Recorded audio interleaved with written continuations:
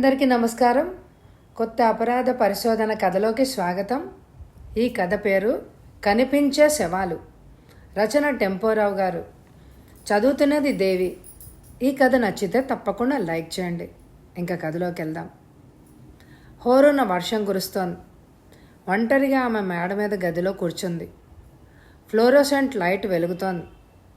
కిటికీలోంచి ఆమె బయటకు చూస్తోంది. రోడ్డమ్మట ఎవరో వెళ్తున్నారు. మెరుపు ఆకాశంలో తళుక్కుమంది. భయంకరంగా ఉరిమింది. ఆమె కిటికీ దగ్గర నుంచి వెనక్కి పోదాము అని అనుకుంది. కానీ అదే క్షణంలో ఎదురింటి కింద గదిలోని లైట్ వెలిగింది. ఆమె ఆ గదివైపు చూస్తూ కూర్చుంది. కిటికీ తలుపులు తెరిచే ఉన్నాయి. ఒకతను ఎవరినో మోసుకొచ్చి కుర్చీలో పడేశాడు. అతను వేగంగా వెనక్కు తిరిగి వెళ్ళిపోయాడు. ఆమె కుర్చీ వైపు తీక్షణంగా చూసింది. కుర్చీలో కూర్చున్న మనిషిని చూసి ఉలిక్కి పడింది. లైటు కాంతిలో అతడు స్పష్టంగా కనిపిస్తున్నాడు. అతడు బట్టల నిండా రక్తం. అతని తల కాలివైపుకు వాలి ఉంది. అతని అవయవాలు కదలడం లేదు. అతను మరణించి ఉండాలి. ఆమె ఎదుటి గదివైపే చూస్తోంది. అతడిని మోసుకొచ్చిన అతను గదిలోకి వచ్చాడు. అతను నలువైపులా చూశాడు. తెరిచి ఉంచిన కిటికీ వైపు చూశాడు. అతను గబగబా కిటికీ ముందుకొచ్చాడు. కిటికీలోంచి క్షణకాలం ఆమెకేసి చూశాడు. అతడిని చూసి ఆమె ఉలిక్కి పడింది. అతను చటుక్కున కిటికీ తలుపులు మూసేశాడు. ఆమె కట్టుపైన ఏమీ కంపించలేదు. అతను తనని చూశాడు. తన కోసం వస్తాడేమో. ఆమె కిందకి పరిగెత్తింది. వీధి తలుపులు గడియ పెట్టి ఉందని ఆమె నిర్ధారణ చేసుకొని పైకెళ్ళింది. కిటికీలోంచి మళ్ళా బయటికి చూసింది. ఆకాశాన్ని మెరుపు చీల్చింది. ఒళ్ళు జలజరించేటట్టు ఉరిమింది. ఎక్కడో పిడుగుబడి ఉండాలి. చటుక్కున్న లైట్లు ఆరిపోయాయి. గదిలో చీకటి. నలువైపులా అంధకారం. మళ్ళా కరెంట్ ఎప్పుడొస్తుందో. కిటికీ ముందు చీకట్లో ఆమె అలాగే కూర్చుంది. వర్షం జోరుగా కురుస్తూనే ఉంది. తన భర్త ఇంకా రాలేదు. తన రేడియం డైల్ వాచ్ని చూసింది ఆమె. టైం 10 దాటింది. ఆమె భర్త సివిల్ ఇంజనీర్. పొద్దుటే వర్క్ స్పాట్కి పోతాడతను. రాత్రి 10 తర్వాత ఇంటికొస్తాడు. ఆమె అంతవరకు ఒంటరిగా ఉండవలసిందే. ఆమెకు పెళ్ళై 3 ఏళ్ళైంది. భర్త గోపీనాథ్ 2 నెలల క్రితం ఈ మేడను కొన్నాడు.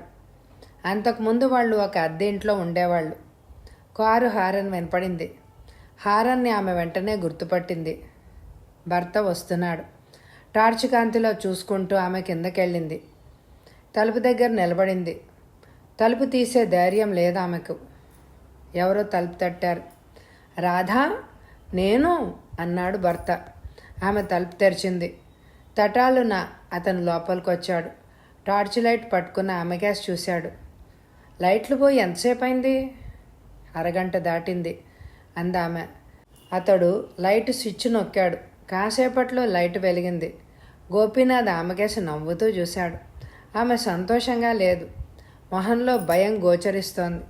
దగ్గరగా వెళ్ళి అతడు ఆమెను చేతులతో చుట్టేశాడు. రాధా, ఏంటి అలా ఉన్నావు అడిగాడు అతను.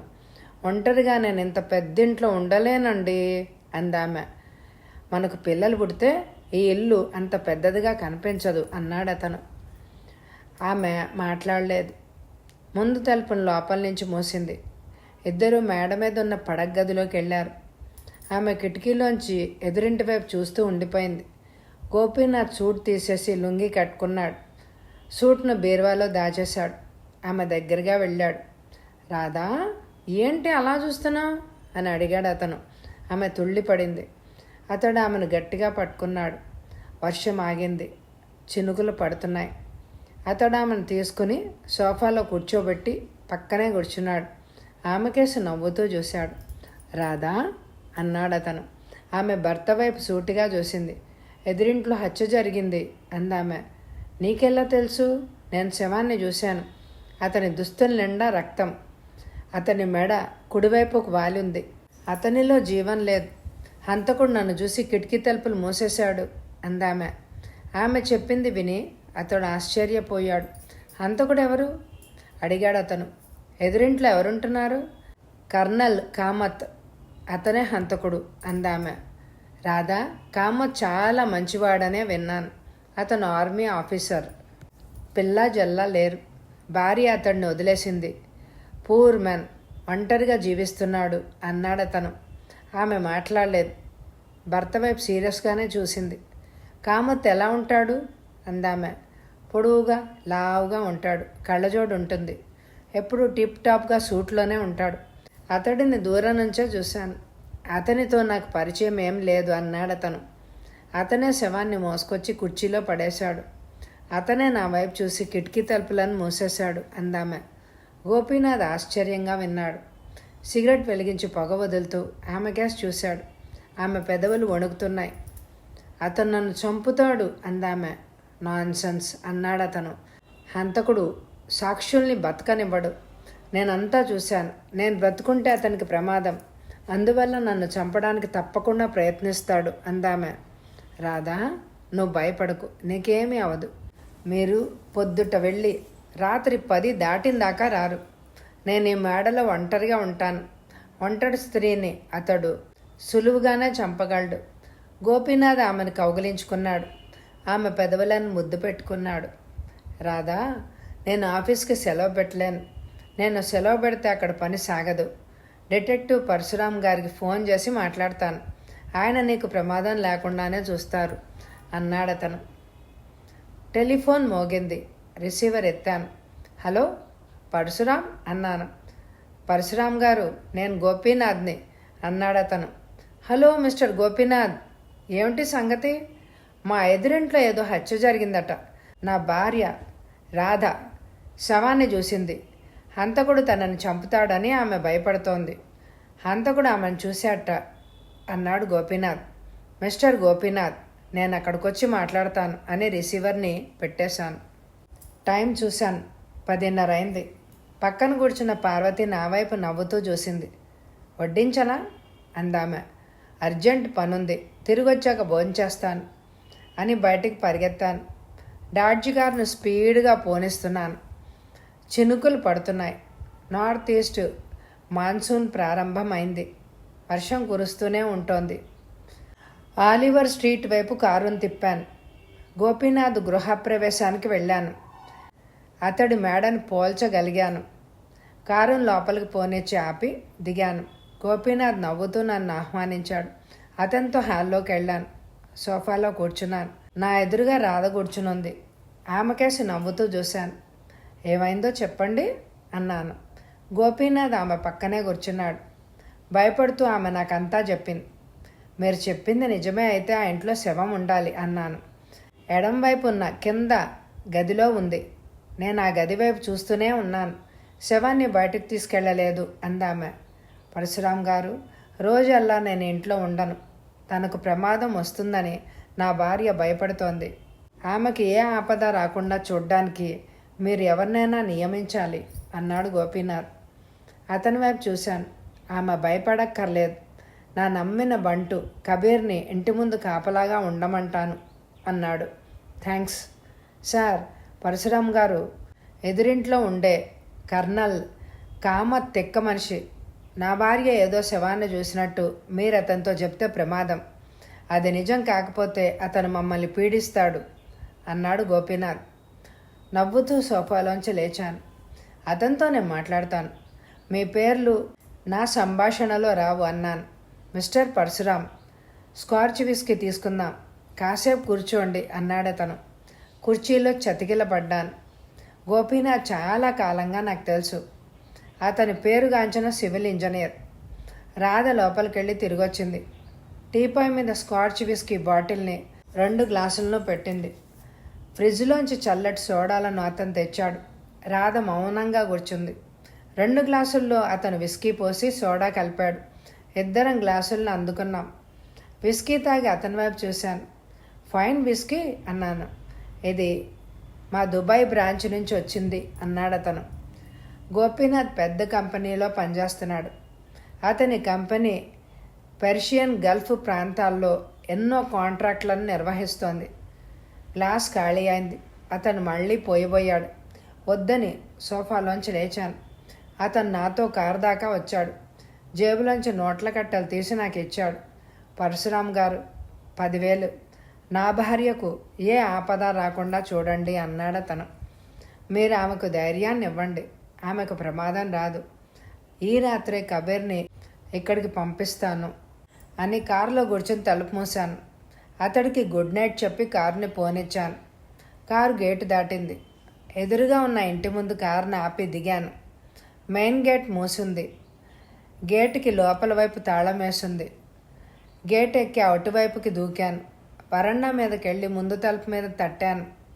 చుట్టూ చీకటిగా ఉంది. కొంతసేపు అయ్యాక తలుపు తెరవబడింది. హాల్లో లైట్ వెలుగుతోంది. వరండా లైట్ కూడా వెలిగింది. హలో, ఎవరు మీరు అన్నాడు అతను. కర్నల్ కామత్. అతని వైపు సూటిగా చూశాను. అతని వయసు 60 ఏళ్ళు ఉండొచ్చు. మనిషి వృద్ధుల్లాగా కనపడడం లేదు. అతను ప్యాంటు స్లాక్స్లో ఉన్నాడు. కాళ్లకు బూట్లున్నాయి. పొడుగైన మనిషి. కళ్ళకు గాగల్స్ ఉన్నాయి. నా పేరు చెప్పాను. అతను ఉలిక్కి పడ్డాడు. రండి మిస్టర్ పరశురాం అన్నాడు అతను. గదిలోకి వెళ్ళాను. విశాలమైన హాల్. గదిలో 2 ఫ్లోరోసెంట్ లైట్లు వెలుగుతున్నాయి. ఖరీదైన సోఫాలు ఉన్నాయి. అతడు నన్ను కూర్చోమన్నాడు. శవం ఉన్న గది హాలుకు ఎడం వైపున ఉండాలి. సోఫాలో కూర్చొని సిగరెట్ వెలిగించాను. అతనికి సిగరెట్ ఇస్తే తీసుకోలేదు. అతని వైపు పరీక్షగా చూశాను. కామద్ది బట్టదల. అతని కళ్ళు తాగుడు వల్ల ఎర్రబడ్డాయి. మీరు ఈ ఇంట్లో ఒంటరిగా ఉంటున్నారా అని అడిగాను. ఎస్ అన్నాడు క్లుప్తంగా. ఈ ఇల్లు మీదేనా? రిటైర్ అయ్యాక కొన్నాను అన్నాడు అతను. ఫైన్ హౌస్ అన్నాను నలువైపులా చూస్తూ. మిస్టర్ పరశురాం, ఇల్లు చూడండి అని అతను లేచాడు. అతనితో కూడా వెళ్ళాను. కింద గదులన్నీ చూసి మెట్లెక్కి పైకెళ్ళాం. మేడ మీద ఉన్న గదులన్నీ చూశాను. రాధ చూసిన శవం ఎక్కడా లేదు. మంచాల కిందకు వంగి చూశాను. రాధ భ్రమపడిందేమో. ఇద్దరం కింద హాల్లోకి తిరిగొచ్చాం. కర్నల్ కామత్ తన బ్రాండ్ బిస్టల్ సిగరెట్ వెలిగించాడు. అతను నా వైపు సూటిగా చూశాడు. ఇంత రాత్రి వేళ ప్రత్యేకమైన పని ఏదో ఉంటే గాని మీరు రారు. ఏం పని మీద వచ్చారో చెప్పండి అన్నాడు అతను. తీయగా నవ్వాను.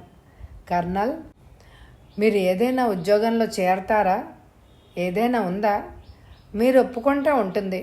అతను భుజాలు ఎగరేశాడు. నా వైపు కళ్ళు చిక్లించి చూశాడు. మిస్టర్ పరశురాం, నాకెవ్వరు లేరు. నా దగ్గర చాలా డబ్బుంది. ఇంకా గడించడం వృధాయేమో. అది మీరు నిర్ణయించుకోవాలి అన్నాను. జాబ్ ఏంటో చెప్పండి. నా ఫ్రెండ్ ఫ్యాక్టరీ నడుపుతున్నాడు. అతనికి సెక్యూరిటీ చీఫ్ కావాలి. రాత్రిళ్ళు మీరు ఆ ఫ్యాక్టరీలో ఉండాలి అన్నాను. నో ప్లీజ్, రాత్రిళ్ళు నిద్ర లేకుండా నేను ఉండదలుచుకోలేదు. పగల్ పని అయితే చేస్తాను అన్నాడు అతను. నైట్ డ్యూటీ అన్నాడు అతను. ఫ్రెండ్తో చెప్తాను అని సోఫాలోంచి లేచాను. చటుక్కున చేయి చాచాను. అతనితో కరచాలనం చేశాను. అతడి చేయి చెమటతో తడిగా ఉంది. కర్నల్ కామత్ ఎందుకో భయపడుతున్నాడు. అతడి తడి చేతులు, మొహం నాలో అనుమానాన్ని పుట్టించాయి. వెళ్తున్నానే, గుడ్ నైట్ అన్నాను. మీరు గేటు తూకి వచ్చినట్టున్నారు. అదేవిధంగా వెళ్ళగలరు అని అనుకుంటున్నాను అని అన్నాడతను. షూర్ అంటూ బయటికి కదిలాను. అతను ముందు వరండా మీదకొచ్చి నిలబడ్డాడు. గేటెక్కి రోడ్డు వైపు దూకాను. క్షణకాలం వెనుతిరిగి అతడి వైపు చూశాను. అతను రాతి విగ్రహంలా నిలబడ్డాడు. కారులో కూర్చొని తలుపు మూశాను. గోపీనాథ్ మేడవైపు చూశాను. పైన లైట్లు వెలుగుతున్నాయి. కిటికీల దగ్గర ఎవ్వరు లేరు. కారుని ముందుకు పోనిచ్చాను. పార్వతి నా కోసం ఎదురుచూస్తూ కూర్చుంది. ఆమెను కౌగిలించుకుని పెదవులను ముద్దు పెట్టుకున్నాను.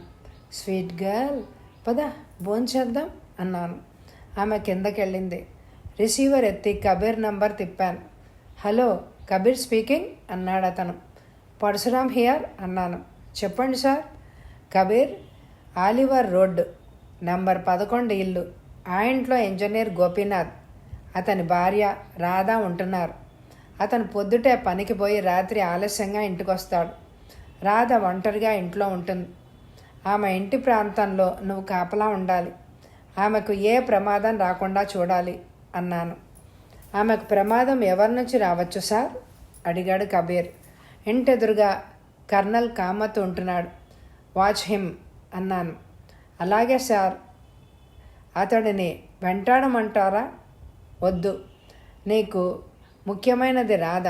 ఆ ప్రాంతంలో ఉండి అతడిని గురించి వీలైనది తెలుసుకోవాలి. ఎప్పుడు ఆమెను వదిలిపోవద్దు అన్నాను. అలాగే సార్, ఏదైనా జరిగితే నాకు ఫోన్ చేయి.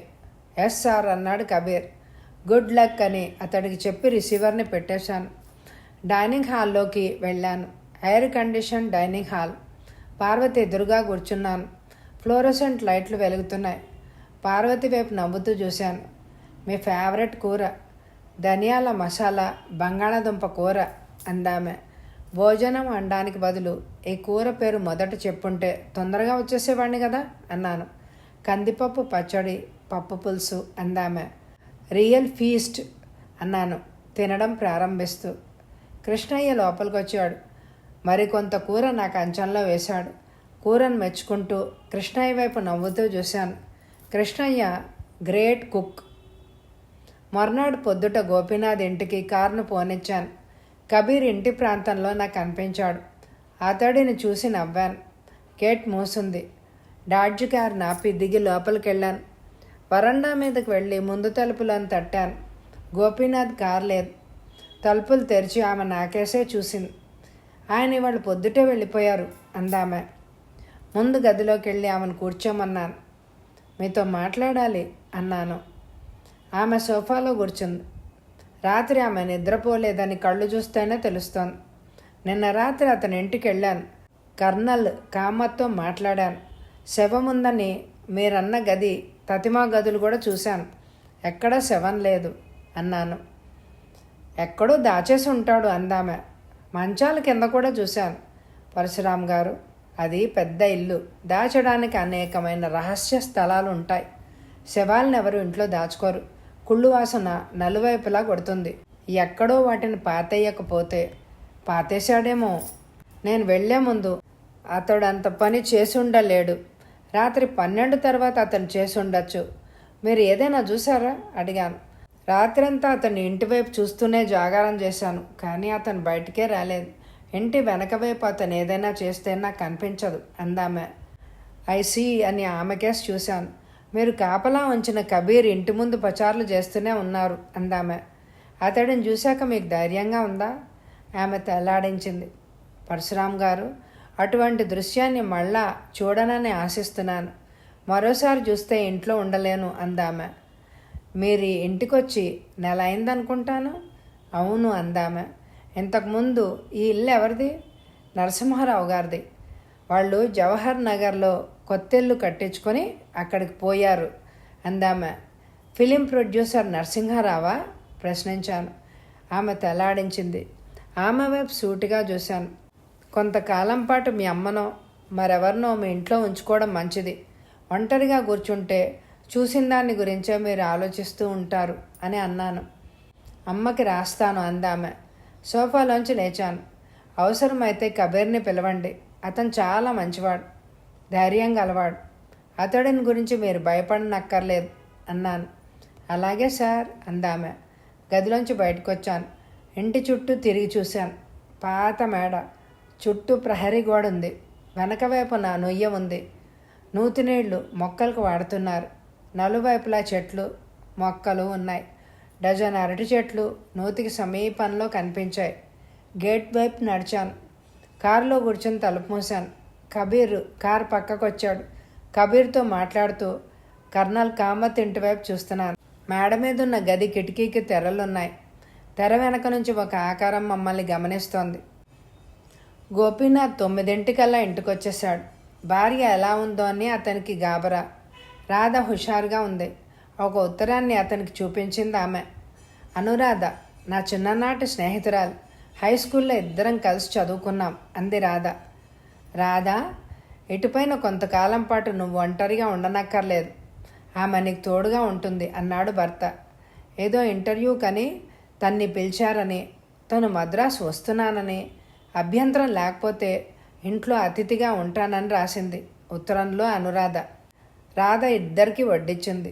డైనింగ్ హాల్లో గోపీనాథ్, రాధ ఎదురుగా కూర్చొని భోంచేస్తున్నారు. మీరు వెళ్ళాక పరశురాం గారు వచ్చారు అందామె.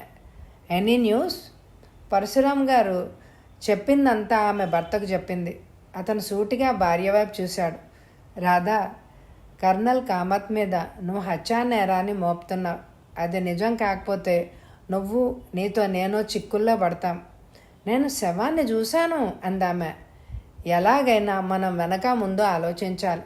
హత్యా నేరం చిన్న నేరం ఏమీ కాదు అన్నాడతను. భోజనం చేసి అతడు మేడ మీదకి వెళ్ళాడు. ఆమె ముందు తలుపు గడియలు బిగించి లైట్ తీసేసి పైకెళ్ళింది. గోపీనాథ్ ఒక టేబుల్ ముందు కుర్చీలో కూర్చొని సిగరెట్ పీలుస్తూ ఏవో బ్లూ ప్రింట్లను చూస్తున్నాడు. వెనక్కి వెళ్ళి ఆమె నిలబడింది. అతను వెనుతిరిగి చూశాడు. ఇవి పరీక్షించి నేను వస్తాను, నువ్వు వెళ్ళి పడుకో అన్నాడతను. ఆమె కిటికీ దగ్గరికి చేరింది. కాసేపు అయ్యాక గోపీనాథ్ ఆమె కేసు చూశాడు. రాధా, అటువైపు చూడకు, వెళ్ళి పడుకో అన్నాడతను. ఆమె వెళ్ళి పరుపు మీద వాలింది. కళ్ళు మూసుకుంది. నిద్ర పట్టక అటు ఇటు దొర్లుతూ ఉండిపోయింది. గోపీనాథ్ తన పనిలో లీనమైపోయాడు. ఎప్పుడో ఆమెకు నిద్ర పట్టేసింది. ఏదో కేక విని ఆమె ఉలిక్కిపడి లేచింది. పక్కన పడుకున్న గోపీనాథ్ మేల్కొన్నాడు. భయంకరమైన కేక వినపడింది అందామె. నేను వినలేదే అన్నాడతను. ఆమె చేయి పట్టుకున్నాడు. రాధా, నీ అరుపు విని నేను లేచాను అన్నాడతను. నేను అరవలేదు, ఆ కేక మీకు వెనపడి ఉంటుంది. అతను లేచి కిటికీ దగ్గరికి వెళ్ళి ముందున్న రోడ్డును పరికించాడు. కబీర్ కోసం చూశాడు. అతను ఎక్కడా కనపడలేదు. గోపీనాథ్ వెనక్కి తిరిగాడు. రాధ వైపు చూశాడు. రాధా, కబీర్ ఏమయ్యాడు? ఆయనే అరిచాడేమో, వెళ్ళి చూసిరానా? వద్దు, మీరు వెళ్ళొద్దు, పరశురామ్ గారికి ఫోన్ చేయండి, ఆయన వస్తారు అందామె. రాధా, నేను ఒక పిరికి పందనని పరశురామ్ గారు అనుకుంటారు, వెళ్ళి చూస్తాను అని అతను కిందకు పరిగెత్తాడు. గోపీనాథ్ గేట్ వైపు నడిచాడు. అతని చేతిలో టార్చ్ లైట్ ఉంది. అతను రోడ్డు మీదకు చేరుకున్నాడు. రోడ్డు వారగా కబీర్ పడున్నాడు. అతని తల నుంచి రక్తం కారుతోంది.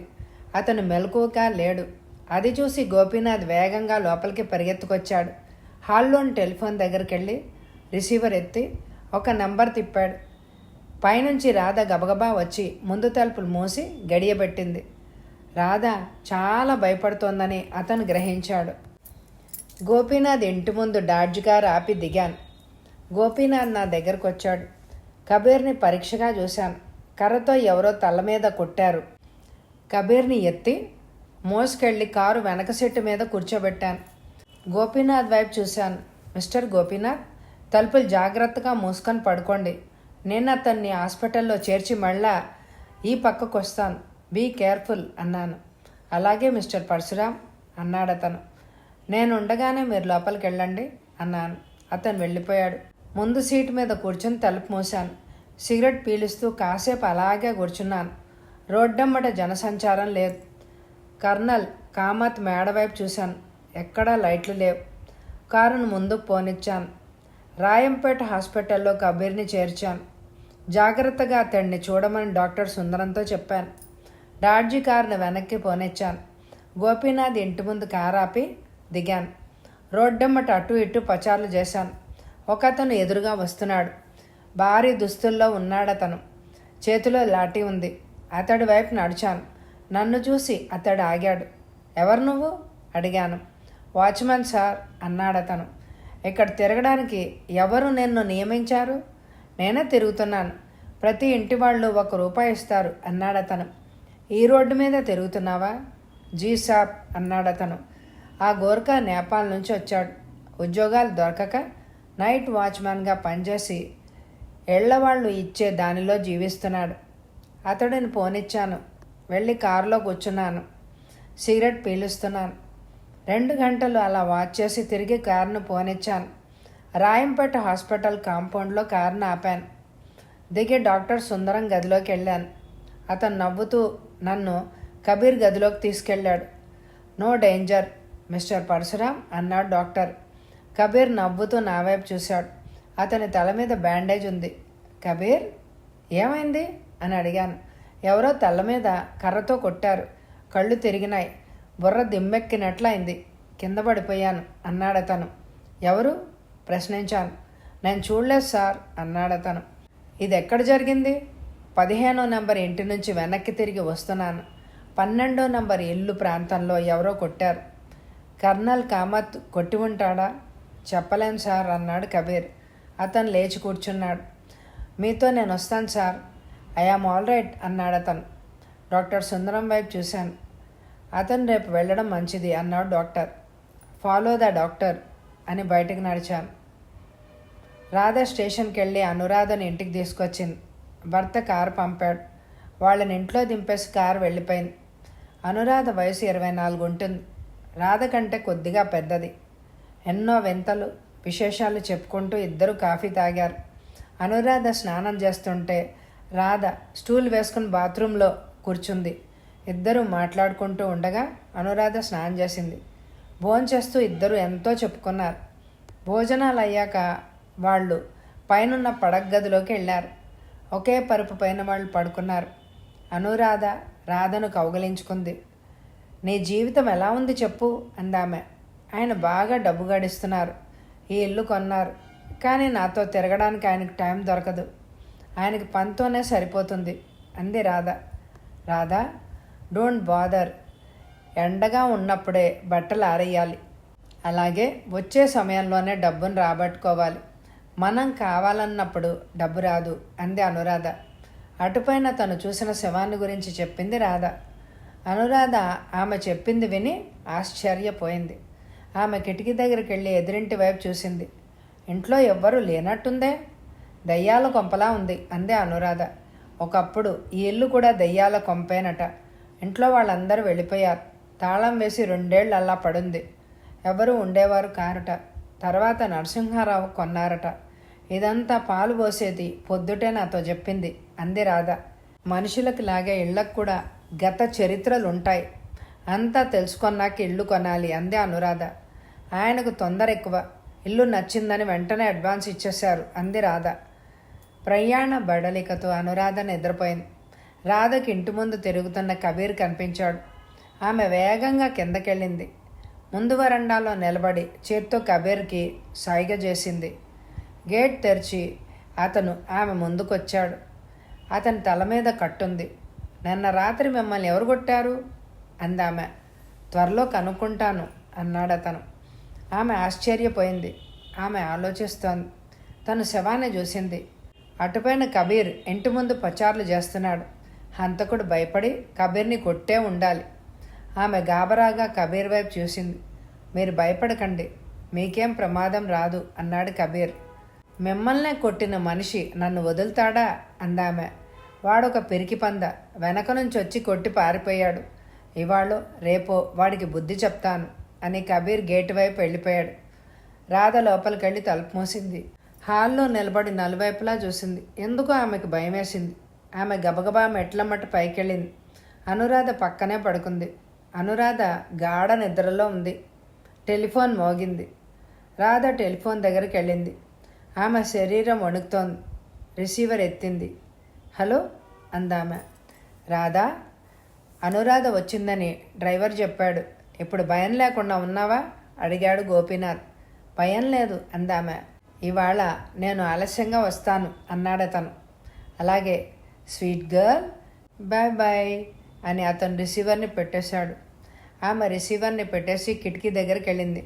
కర్నల్ కామత్ గేటు బయటకు వచ్చి క్షణకాలం ఆమె వైపు చూశాడు. గబగబా రోడ్డమ్మట వెళ్ళిపోయాడు. అతని వైపు ఆమె చూస్తూ ఉండిపోయింది. కర్నల్ కామత్ కిరాతకుళ్లాగా కనిపించాడు ఆమెకు. కబీర్ ఇంటి ముందు నుంచి వెళ్ళాడు. కర్నల్ కామత్ వెళ్ళిన వైపు నడుస్తున్నాడు అతను. అది పట్టపగలు కాబట్టి వాళ్ళు పోట్లాడుకోరు. ఆమె మెదడులో ఏవేవో ఆలోచనలు సాగుతున్నాయి. రాధా, ఆమె పిలుపు విని వెనక్కి తిరిగింది. అనురాధ పరుపు మీద కూర్చునుంది. రాధా, ఈ ఇంట్లో నిద్ర పట్టడం లేదు. ఎందువలనో ఏవో దుష్టశక్తులు చుట్టూ తిరుగుతున్నాయి అని అనిపిస్తోంది అంది అనురాధ. రాధా ఆమె దగ్గరగా కూర్చుంది. ఆమె చేయి పట్టుకుంది. నువ్వు చెప్పింది నాకు నిజమనిపిస్తోంది అంది రాధ. 3ంటికి అనురాధ చక్కటి చీర కట్టుకుని మేకప్ చేసుకుని తన పని మీద వెళ్ళడానికి సిద్ధమైంది. రాధా, నువ్వు రాకూడదు, 10ంటికల్లా వచ్చేస్తాం అంది. వద్దు, ఎవరో ఒకరు ఇంట్లో ఉండాలి అంది అనురాధ. ఒక్కతివి ఉండగలవా? ఉండక తప్పదు అంది రాధ. అనురాధ హ్యాండ్ బ్యాగ్ పట్టుకొని వెళ్ళిపోయింది. రాధ గడియ వేసి పైకి వెళ్ళిపోయింది. కిటికీలోంచి బయటికి చూసింది. కబీర్ తిరుగుతున్నాడు. కర్నల్ కామత్ ఇంకా ఇంటికి వచ్చే ఉండడు. రాధ పరుపు మీద పడుకుంది, కళ్ళు మూసుకుంది. తను చూసిన శవం, గాయపడిన కబీర్, చుట్టూ దుష్టశక్తులు ఉన్నాయన్న అనురాధ, ఇదంతా రాధకు జ్ఞాపకం వస్తోంది. ఆమె గుండె దడదడా కొట్టుకుంటోంది. ఆమె లేచి గోడ్రేజ్ బీర్వాని తెరిచింది. స్కాచ్ విస్కీ బాటిల్ని, ఒక గ్లాసును తీసి టీపాయ్ మీద పెట్టింది. ఫ్రిడ్జ్ తెరిచి సోడాలు తీసింది. పరుపు మీద కూర్చుని గ్లాసులో విస్కీ పోసి సోడా కలిపింది. కొద్దిగా తాగింది. ఘాటుగా ఉంది. కళ్ళు మూసుకుని మందులాగా గడగడా తాగేసింది. సోడా తక్కువగా పోయడం వల్ల గొంతు మండింది. రాధ మళ్ళీ కిటికీ దగ్గరికి వెళ్ళింది. రోడ్డు వైపు చూసింది. కర్నల్ కామత్ లోపలికి వెళ్తున్నాడు. కబీర్ గేటు ముందు నుంచి వెళ్తున్నాడు. ఆ పరుపు మీద కూర్చుని ట్రాన్సిస్టర్ని ఆన్ చేసింది. పాప్ మ్యూజిక్ వినిపిస్తోంది. ఒక యువతి పాడుతోంది. ఆమె పాదాలతో తాళం వేస్తోంది. రాధకి తాగాక హుషారుగా ఉంది. మరో పెగ్గు విస్కీని ఆమె తాగేసింది. ట్రాన్సిస్టర్లోంచి పాట వినపడుతోంది. ఆమె పరుపు మీద వాలిపోయింది. కళ్ళు మూసుకుపోయాయి. ఆమె మత్తుతో నిద్రపోయింది. ఆమె 10ంటికి లేచింది. గదిలో లైట్ వెలుగుతోంది. నిషాగా ఉంది. ఆమె కిటికీ దగ్గరికి వెళ్ళింది. ఎదురింటి వైపు చూసింది. ఎడం వైపు గదిలో లైట్ వెలుగుతోంది. కుర్చీ మీద ఒక స్త్రీ కూర్చునుంది. ఆమెకు తల లేదు. ఆమె ధరించిన తెల్ల చీర, జాకెట్ రక్తంతో ఎర్రబడ్డాయి. కబీర్ గేటు ముందు నుంచి వెళ్తున్నాడు. మూర్ఖుడు, అలా తిరగడం లాభించదు. ఆ స్త్రీ శవం అతడికి కనపడదు. ఆమె అటువైపే చూస్తోంది. అతను గదిలోకి వచ్చాడు. ఆమె తల అతని చేతిలో ఉంది. అతను కిటికీ దగ్గరకు వచ్చి ఆమెకేసి చూశాడు. వెంటనే తలుపులు మూసేశాడు. రాధ వెనక్కి వచ్చి పరుపు మీద కూర్చుంది. వేగంగా గ్లాసులో విస్కీ పోసుకుని గ్లాసులో విస్కీని గడగడా తాగేసింది. ఎదురింట్లో జరిగే హత్యలను తను ఆపాలి. ఆమె కిందకి పరిగెత్తి వీధి తలుపు తెరిచింది. అటువైపునున్న మనిషిని చూసి ఉలిక్కిపడింది. అనురాధ. నువ్వా? అంది రాధ. తలుపు తట్టే ముందే తెరిచావు. నేను రావడం పైనుంచి చూసావనుకున్నాను అందామె. అను, మరో హత్య. అతను ఒక స్త్రీని నరికేశాడు అరిచింది రాధ. రాధ తూలుతోంది. రాధ మాట కూడా ముద్దగా వస్తోంది. రాధ, పైకి పద, ఏం చేయాలో ఆలోచిద్దాం అంది అనురాధ. రాధను ఆమె పైకి తీసుకుపోయింది. ఇద్దరూ పరుపుపై కూర్చున్నారు. ట్రాన్సిస్టర్లోంచి ఏదో ఉపన్యాసం వినపడుతోంది. అనురాధ ట్రాన్సిస్టర్ ఆఫ్ చేసింది. టీపాయ్ మీద ఉన్న విస్కీ బాటిల్ని, గ్లాసును, సోడా బొడ్లను ఆమె నవ్వుతూ చూసింది. రాధా, బాగా విస్కీ కొట్టేశావే అందామె. జాయిన్ మీ అంది రాధ. మొదట ఏం చేసావో చెప్పు. తను చూసిందంతా ఆమె వర్ణించింది. అనురాధ కిటికీ దగ్గరికి వెళ్ళి తిరిగొచ్చింది. తలుపు మూసి ఉంది. రాధ గ్లాసులో విస్కీ పోసి సోడా కలిపింది. అను, తాగు అందామె. విస్కీ అలవాటు నాకొద్దు, నువ్వే తాగు అందామె. రాధ గ్లాసులోని విస్కీని తాగేసింది. హుషారుగా ఉంది. అను, ఎదురింటి మీదకు దాడి చేద్దామా అడిగింది రాధ. డేంజరస్. ఒక స్త్రీని చంపినవాడు ఎందరినైనా చంపుతాడు. మనం అక్కడికి వెళ్ళొద్దు. అయితే ఏం చేద్దాం? ఈ ఇల్లు ఎవరికైనా అద్దెకిచ్చేసి మరో ఇల్లు చూసుకోండి అంది అనురాధ. ఆయన వచ్చాక చెప్తాను అంది రాధ. గోపీనాథ్ వచ్చేసరికి 12 అయింది. అతను నవ్వుతూ రాధ దగ్గరికి వెళ్ళాడు. కళ్ళు చిట్లించి అతని వైపు చూసింది ఆమె. టీపాయ్ మీద ఉన్న గ్లాసులో విస్కీ పోసి కొద్దిగా సోడా కలిపి తాగేశాడు అతను. మీ శ్రీమతి మంచి డోసులో ఉంది అంది అనురాధ. రాధ నేను ఇచ్చినా తాగేది కాదు. ఇవాళ తాగడం విచిత్రంగానే ఉందే అన్నాడు అతను. నాకు భయంగా ఉంది. మరో హత్య చూశాను. ఆమెను నరికేశాడు. ఆమె తల అతని చేతిలో ఉంది అంది రాధ. రాధా, డోంట్ వరీ, నేను నీ పక్కనే ఉన్నాను. నీ ఫ్రెండ్ అనురాధ కూడా ఉంది. రోడ్డు మీద కబీర్ తిరుగుతున్నాడు. నీకేం భయం లేదు అన్నాడు అతను ఆమెను సమాధానపరుస్తూ. నా ఫ్రెండ్ మేజర్ జనరల్ పృథ్వీరాజుతో 2 గంటల పాటు కూర్చున్నాను. అతడిని కలుసుకుని సంవత్సరం దాటింది. అతడు నన్ను ఒకంత వదలలేదు. విస్కీ తాగుతూ అనేక విషయాలను గురించి మేము మాట్లాడుకున్నాం. అక్కడి నుంచి తిరిగి వస్తూ పోలీస్ హెడ్ క్వార్టర్స్కు వెళ్ళాను. ఇన్స్పెక్టర్ నాయర్తో గంట పైగా మాట్లాడుతూ కూర్చున్నాను. అక్కడి నుంచి హిందూ ఆఫీస్కి వెళ్ళి అక్కడ పని ముగించుకొని ఇంటికి వచ్చాను. 2ంటికి మస్తుగా భోంచేసి పడుకున్నాను. నేను లేచేసరికి సూర్యుడు అస్తమించాడు. లైట్లు వెలుగుతున్నాయి. మొహం కడుకుని వంటవాడు కృష్ణయ్య తెచ్చిన టిఫిన్ తిని 4 కప్పులు కాఫీ తాగాను. ఎయిర్ కండిషన్ హాల్లో కూర్చుని స్కాచ్ విస్కీ తాగుతూ నేను కొని తెచ్చిన హిందూ పాత పత్రికను చూస్తున్నాను. టెలిఫోన్ మోగింది. వెళ్ళి రిసీవర్ని ఎత్తాను. హలో, పరశురాం అన్నాను. నేను గోపీనాథన్ సార్. నా భార్య ఇవాళ అదే ఇంట్లో మరో హత్య చూసింది అన్నాడతను. అతని భార్య చూసిందంతా వివరంగా చెప్పాడు. విచిత్రంగా ఉందే అన్నాను. పరశురాం గారు, ఈ ఇంటికి వచ్చినప్పటి నుంచి రాధ సంతోషంగా లేదు. ఎవరికైనా అద్దెకిచ్చి మరో చోటికి పోదాము అని అనుకుంటున్నాను అన్నాడతను. గుడ్ ఐడియా అన్నాను. ఆ తర్వాత కొద్దిసేపు మాట్లాడి ఫోన్ పెట్టేశాను. కబీర్ నా ఎదురుగా కూర్చున్నాడు. అతని వైపు నవ్వుతూ చూశాను. గోపీనాథ్ గారు మరో ఇంటికి మారిపోయారు. సామానంతా పైన పెట్టి తాళం వేసి నేను కింద భాగాన్ని ఒక బొంబాయి సేటుకి అద్దెకిచ్చేశాను. సేట్ ఇవాళ తన కుటుంబంతో సహా ఇంట్లోకి ప్రవేశించాడు అన్నాడు కబీర్. సేట్కి పిల్లలున్నారా?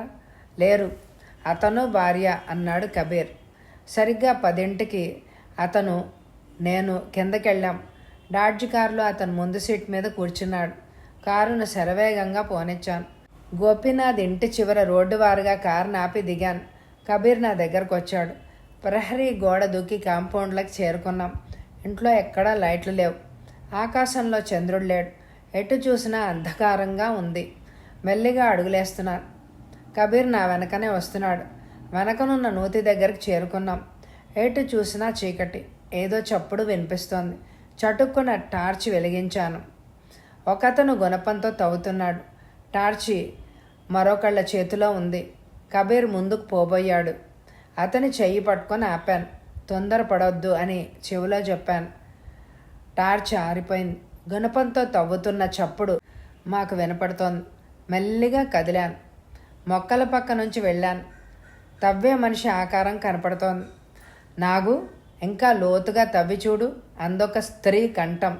టార్చ్ వేయి అన్నాడతను. ఆమె ఆన్ చేసింది. కబీర్ మెడ మీద తట్టాను. ఇద్దరం అమాంతం వెళ్ళి వాళ్ల వైపు దూకాం. గుణపంతో తవ్వుతున్న అతన్ని నేను బంధించి పట్టుకున్నాను. కబీర్ ఆమెను పట్టుకుని టార్చి లాక్కున్నాడు. టార్చి కాంతి గుణపం పట్టుకున్న అతని వైపు పడింది. నన్ను గుర్తుపట్టి అతను ఉలిక్కిపడ్డాడు. కర్నల్ కామత్ ఉరఫ్ నాగు అన్నాను. అతను గుణపాన్ని ఎత్తబోయాడు. అతడి మెడ మీద చేత్తో బలంగా కొట్టాను. అతను ముందుకు పడ్డాడు. ఇంటి చుట్టూ ఉన్న లైట్లు వెలిగాయి. ఇన్స్పెక్టర్ నాయర్ 10 మంది కానిస్టేబుల్స్తో మా దగ్గరకు వచ్చాడు. నేల మీద పడిన నాగు లేచాడు. 2 కానిస్టేబుల్స్ అతన్ని చుట్టేశారు. నాయర్ బాయ్, కానిస్టేబుల్స్ను ఇక్కడ తవ్వి చూడమను. భారత్ బ్యాంకులోంచి పారిపోయిన 10 లక్షలు మనకు దొరకొచ్చు అన్నాను. ఒక కానిస్టేబుల్ పెట్రోమాక్స్ లైట్ను తెచ్చి మా సమీపంలో ఉంచాడు. నాగుకి అతడికి ఉన్న అతని ప్రియురాలకి ఇన్స్పెక్టర్ నాయర్ సంకెళ్ళు వేశాడు. నేను మేడ ముందు వైపుకి వెళ్ళాను. మెయిన్ గేట్ తెరిచే ఉంది. అంబాసిడర్ కారు వచ్చి ఇంటి ముందు ఆగింది. గోపీనాథ్, రాధ, అనురాధ కిందకి దిగారు. వెల్కమ్ టు యువర్ హోమ్ అన్నాను నవ్వుతూ. ఇంటి వెనక వైపు నుంచి వచ్చి ఒక కానిస్టేబుల్ ముందు తలుపు తెరిచాడు. హాల్లోకి వెళ్ళి సోఫాలో చతికిల పడ్డాను. గోపీనాథ్ ఫ్యాన్ తిప్పి నా పక్కనే కూర్చున్నాడు. రాధ, అనురాధ అతని పక్కనున్న సోఫాలో కూర్చున్నారు. ఇన్స్పెక్టర్ నాయర్ గబగబా లోపలికొచ్చాడు. Brother, you are right. పెద్ద ట్రంకు పెట్టె దొరికింది. వాళ్ళు తెస్తున్నారు అన్నాడతను. 2 కానిస్టేబుల్స్ ఒక పెట్టెను మోసుకొచ్చి హాల్లో గోడవారుగా పెట్టారు. ఇన్స్పెక్టర్ నాయర్ పెట్టె తాళాన్ని పగలగొట్టి తెరిచాడు. పైన న్యూస్ పేపర్లు ఉన్నాయి. న్యూస్ పేపర్లను పైకి తీసి పక్కన పడేశాడు. నోట్ల కట్టలు పేర్చబడి ఉన్నాయి. నాయర్ బాయ్, లెక్కబెట్టి చూడు. నాగుని, అతనితో ఉన్న స్త్రీని 2 కానిస్టేబుల్స్ హాల్లోకి తీసుకొచ్చి గోడ వారగా నిలబెట్టారు. ఇన్స్పెక్టర్ నాయర్ పెట్టెను మూసేశాడు. నా దగ్గరకు వచ్చాడు. బ్రదర్, 9,80,000 ఉంది అన్నాడతను. 20,000 వాళ్ళు ఖర్చు చేసి ఉంటారు అన్నాను. టైం చూశాను. 12 అయింది. బ్రదర్, ఇదంతా చిత్రంగా ఉంది. వాళ్ళు ఇక్కడ డబ్బును పాతిపెట్టారని నువ్వెలా తెలుసుకున్నావు అడిగాడు నాయర్. నా పక్కన చతికిలబడుతూ, నాయర్, నీకంతా చెప్తే గానీ ఇది అర్థం కాదు. అని రాధను గోపీనాథ్ని అతనికి పరిచయం చేశాను. రాధ చూసిన మొదటి శవాన్ని గురించి చెప్పాను. నాయర్ బాయ్ ఎలాగైనా ఈ ఇల్లు వదిలి వాళ్ళు పోయేటట్టు చెయ్యాలని నాగు ఆమెను భయపెట్టాడు. రక్తంతో ఎర్రబడిన శవాల్ని చూసి రాధ భయపడింది. కానీ అవి శవాలు కావు, మనిషిలా తయారు చేసిన బొమ్మలు. నాగు బొమ్మలను శవాల్లాగా ఆమెకు చూపించేవాడు.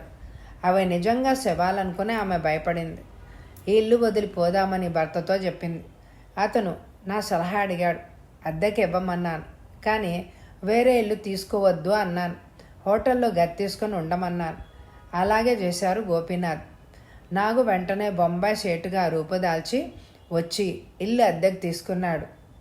చెప్పాను జరిగింది.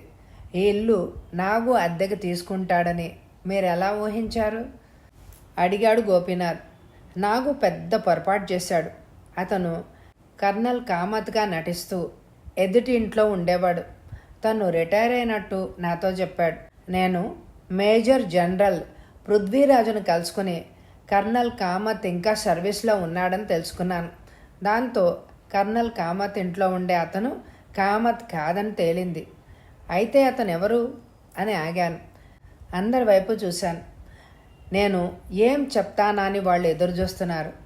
కొంత రీసెర్చ్ నేను చేయవలసి వచ్చింది. ఇన్స్పెక్టర్ నాయర్ ఆఫీస్లో కూర్చుని పాత ఫైల్స్, ఫోటోలు చూశాను.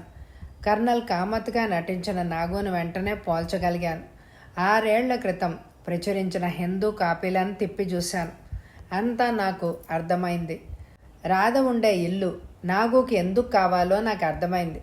6 ఏళ్ల క్రితం నాగు, మస్తాన్, విలియం ఈ ముగ్గురు కలిసి పట్టపగలు భారత్ బ్యాంక్ మీద దాడి చేసి 10 లక్షల రూపాయల రొక్కాన్ని పట్టుకొని పారిపోయారు. వాళ్ళ ముగ్గురు ఈ ఇంట్లో దాక్కున్నారు. అప్పట్లో ఈ ఇంటికి తాళం వేసి ఉండేది. అద్దెకు తీసుకున్నట్లు నటిస్తూ వాళ్ళ ముగ్గురు ఇక్కడే ఉండేవారు. ఎలాగో ఇల్లు పోలీసులకు తెలిసింది. అంతకు ముందే వాళ్ళు పెట్టెను తోటలో పాతి పెట్టేశారు. పోలీసులు వాళ్ళని అరెస్టు చేశారు. కానీ డబ్బు దొరకలేదు.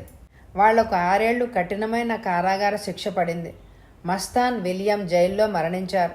నాగు జైల్లోంచి బయటకొచ్చి 2 నెలలే అయింది.